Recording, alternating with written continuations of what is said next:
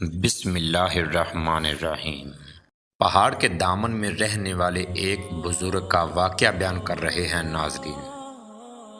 ایک بزرگ آدمی پہاڑ کی گھاٹی میں گیا اور اللہ تعالیٰ سے عہد کیا کہ میں تمام دنیاوی تعلقات سے رخ پھیر کر اب آپ کی عبادت میں یہاں مقیم رہوں گا، اور بھوک سے جب تنگ حال ہوں گا تو آپ ہی کی طرف سے عطا کا منتظر رہوں گا۔ خود نہ کسی مخلوق سے سوال کروں گا، نہ اس جنگل کے درختوں سے کوئی پھل یا پتا توڑ کر کھاؤں گا۔ البتہ خود جو پھل ہوا سے زمین پر گریں گے صرف ان کو کھا کر زندگی بسر کروں گا۔ ہوتا کیا ہے ناظرین، ایک مدت تک یہ بزرگ اپنے عہد پر قائم رہا، یہاں تک کہ حق تعالیٰ کی طرف سے امتحانات شروع ہو گئے۔ اور اس امتحان کی وجہ یہ تھی کہ اس بزرگ نے یوں نہ کہا تھا کہ انشاءاللہ میں اس عہد پر قائم رہوں گا۔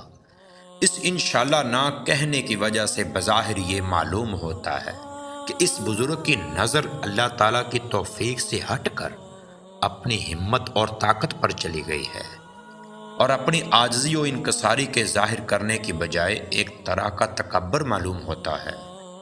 اس لیے اپنے اس عمل کی شامت نے اسے سخت امتحان میں گھیر لیا، اور اس کے دل سے وہ نور جاتا رہا، جس کی وجہ سے اس کے قلب میں بھوک کی تکلیف برداشت کرنے کی قوت و ہمت اچانک بالکل ختم ہو گئی۔ ادھر اللہ تعالیٰ نے ہوا کو حکم فرما دیا کہ اس پہاڑ کی وادی کی طرف ہو کر نہ گزرے۔ چنانچہ 5 روز تک ہوا بالکل بند ہو جانے سے درخت سے کوئی پھل نہ گرا۔ پس بھوک کی شدت سے وہ بزرگ بے چین ہو گیا، اور صبر کا دامن ہاتھ سے چھوٹ گیا، اور کمزوری نے اس کو خود اپنے وعدے کو توڑنے پر مجبور کر دیا۔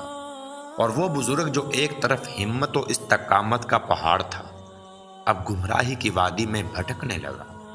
چنانچہ جب اپنا عہد و نظر فسخ کر کے وہ درختوں سے پھل توڑ کر کھانے لگا تو اللہ تعالیٰ کی غیرت کو جوش آ گیا، اور اس فقیر کو سزا دی گئی، کیونکہ حکم الہی ہے، اوفو بالعہود کے خلاف کیا ہے۔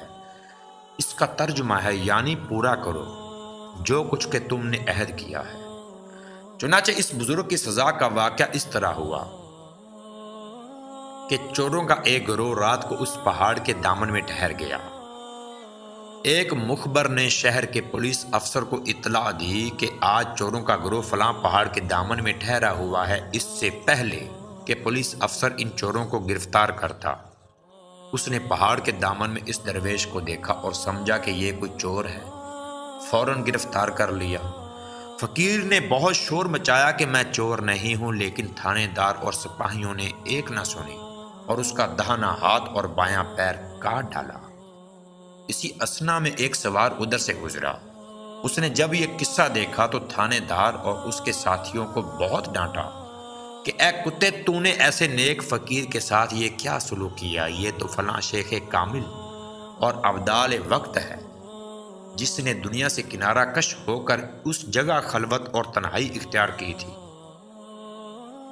یہ سنتے ہی افسر پر لرزہ طاری ہو گیا، اور خوف و ندامت سے ننگے پیر ننگے سر اس بزرگ کی طرف دوڑا، اور اپنی غلطی پر پھوٹ پھوٹ کر رونے لگا، اور قسم کھا کر عرض کیا کہ میں نہیں جانتا تھا کہ آپ ایک بزرگ شخص ہیں۔ میں نے غلط فہمی سے آپ کو چوروں کے گروہ کا ایک آدمی سمجھ کر یہ معاملہ کیا۔ خدا کے لیے آپ مجھے معاف فرما دیں، ورنہ میں ابھی عذاب الہی میں مبتلا ہو کر ہلاک ہو جاؤں گا۔ درویش نے کہا کہ بھائی، تیرا کچھ قصور نہیں ہے، میں خود قصوروار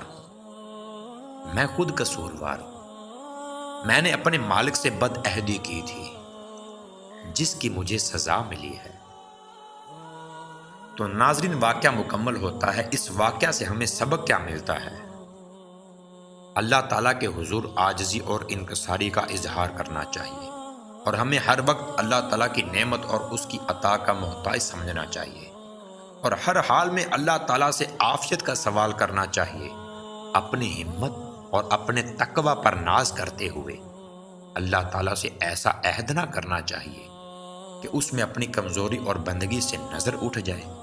اس لیے کوئی بندہ بھی اپنے آپ کو اللہ تعالیٰ کی طرف سے امتحان کے قابل نہ سمجھے، بلکہ ہمیشہ اس کے فضل اور اس کی ہر چھوٹی بڑی نعمت کا سوال کریں۔ تو ناظرین، واقعہ مکمل ہوتا ہے۔ نئی ایپیسوڈ لے کر شہزاد قصوری یوٹیوب چینل پہ حاضر ہوں گے۔ اگر ویڈیوز پسند آتی ہیں ناظرین تو کمنٹس ضرور کیا کریں ہماری حوصلہ افزائی کے لیے۔ لائک بھی کیجیے گا ویڈیو۔ فی ایمان اللہ۔